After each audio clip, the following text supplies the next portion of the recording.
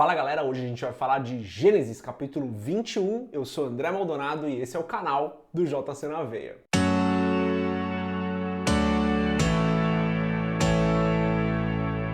Aqui em Gênesis capítulo 1 a gente vê o nascimento de Isaac, Agar e Ismael saem da casa de Abraão e a gente também vê um acordo entre Abimeleque e Abraão. Já falamos de Abimeleque, nos capítulos anteriores. Mas antes da gente continuar nesse vídeo, estudar um pouquinho mais esse capítulo, se inscreve no canal se você não é inscrito, deixa o seu curtir e compartilha esse vídeo com todo mundo que quiser estudar também o livro de Gênesis. Os versículos 1 e 2 dão uma breve descrição do nascimento de Isaac. Está escrito o seguinte, E o Senhor visitou a Sara, como tinha dito, e fez o Senhor a Sara como tinha falado.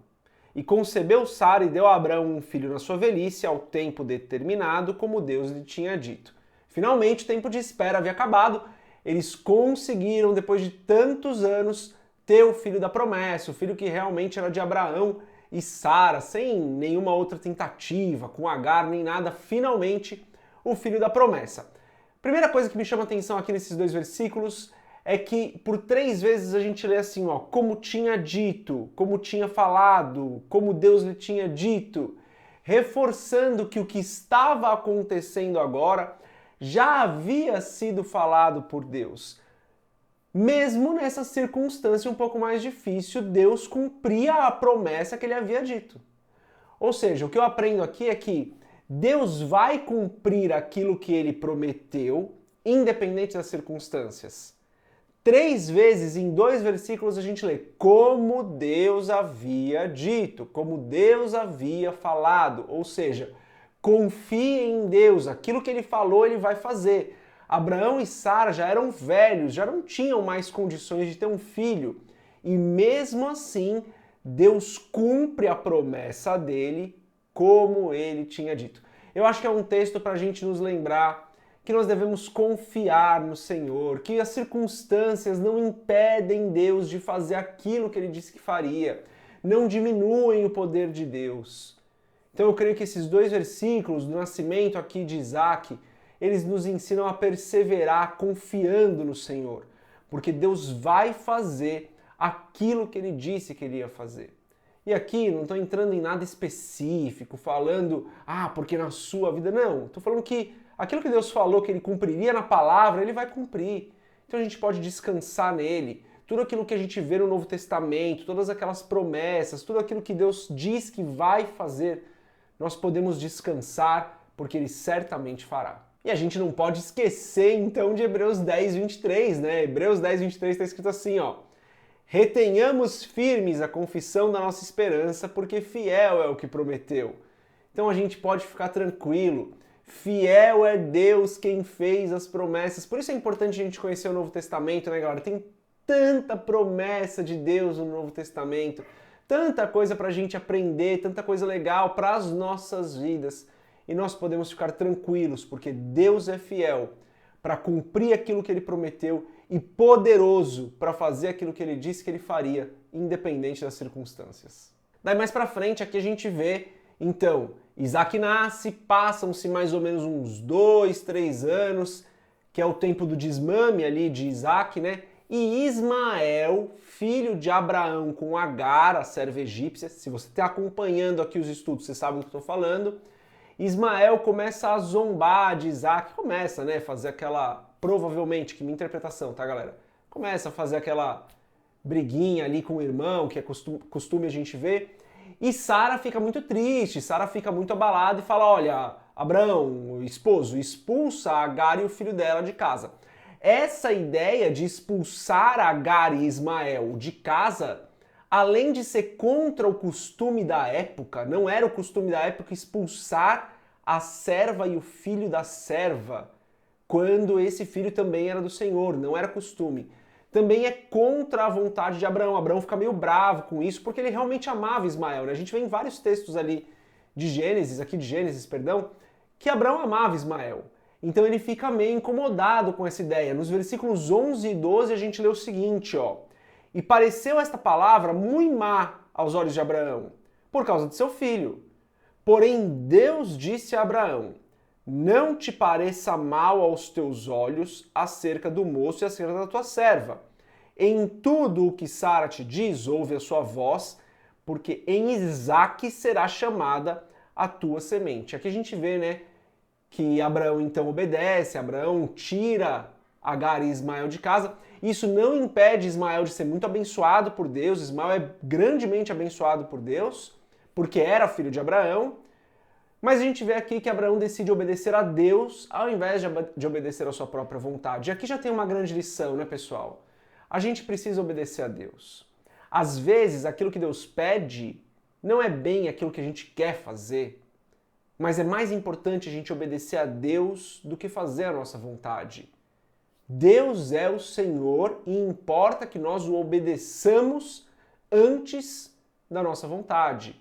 Ele tem prioridade nas nossas vidas, ele é mais importante, não as nossas vontades, não aquilo que a gente quer fazer. Além disso, esse texto tem uma relação clara com Gálatas 4, do 21 ao 31, né? Paulo, na carta aos Gálatas, ele usa esse texto, essa passagem, né, para falar da lei e da graça, né? Então, ele diz que enquanto andamos na lei, somos o filho da escrava, andamos em escravidão. E quando andamos na graça de Cristo, somos o filho da promessa, andamos na liberdade do filho da promessa. Parece ser meio complicado de entender, mas não é muito complicado não. O que Paulo está ensinando para os Gálatas, usando essa passagem, é o seguinte: olha, se vocês querem andar na lei, vocês não vão andar na graça. Enquanto vocês andam escravizados pela lei, cumprindo ali os ritos, a graça não vai encaixar. Precisa tirar a lei para que a graça tome conta. Então é necessário que nas nossas vidas a gente tire toda a justificação própria para que a nossa justiça venha do Senhor, para que a nossa justificação seja através da fé. Justificados nós somos pela fé e isso é graça de Deus. Então o que Paulo está ensinando é: nós não somos justificados por aquilo que fazemos, não nos tornamos boas pessoas diante de Deus, aos olhos de Deus, por aquilo que fazemos. Precisamos nos livrar da escravidão da lei para entender que nós somos justificados pela fé e isso é graça de Deus sobre as nossas vidas. Tiramos da nossa vida todo o resquício de justificação pelas obras para viver na graça de Deus. Uma interpretação belíssima que Paulo faz para nos ensinar sobre como nós somos justificados pela fé e isso é graça de Deus sobre as nossas vidas. Daí, mais ali para o finalzinho do capítulo, a gente vê o acordo entre Abimeleque e Abraão. Se você está acompanhando aqui os vídeos, você lembra quem é Abimeleque, né? Está escrito o seguinte nos versículos 22 até o 24. E aconteceu, naquele mesmo tempo, que Abimeleque, com Ficol, príncipe do seu exército, falou com Abraão, dizendo: Deus é contigo em tudo que fazes. Agora, pois, jura-me aqui por Deus que me não mentirás a mim, nem a meu filho, nem meu neto, segundo a beneficência que te fiz, e me farás a mim e a terra onde peregrinaste. E disse Abraão: eu jurarei. Abimeleque realmente tinha sido muito bom com Abraão, né? Muito bondoso. Abraão vai para Gerar, tem toda aquela situação de Abraão falar que Sara não era esposa, era irmã dele, esconde ali que ela era esposa, né? Isso gera todo um constrangimento ali para Abimeleque. Abimeleque é muito bondoso com Abraão, deixando Abraão ir numa boa ali, né?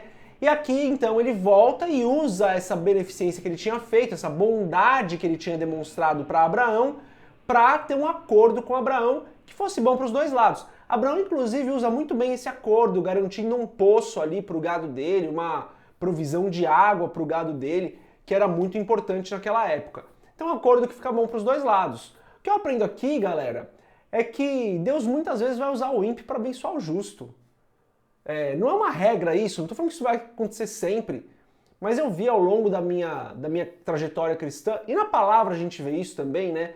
Muitas vezes Deus vai usar o ímpio para te abençoar, para suprir a sua necessidade.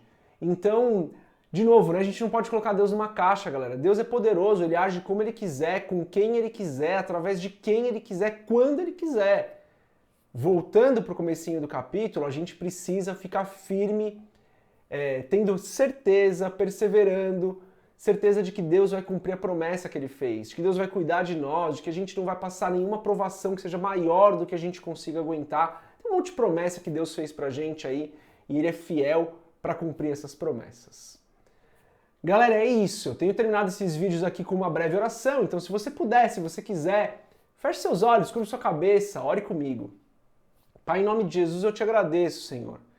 Te agradeço porque o Senhor é bom, e em todo tempo o Senhor cuida de nós. Não existe nenhuma circunstância que impeça o Senhor de cumprir a tua vontade. O Senhor é o Deus poderoso, é o Deus inigualável, o Senhor é o único e verdadeiro Deus, o nosso Senhor. Pai, eu peço em nome de Jesus, perdoa as nossas falhas, os nossos pecados e continua nos abençoando nessa caminhada contigo, Senhor.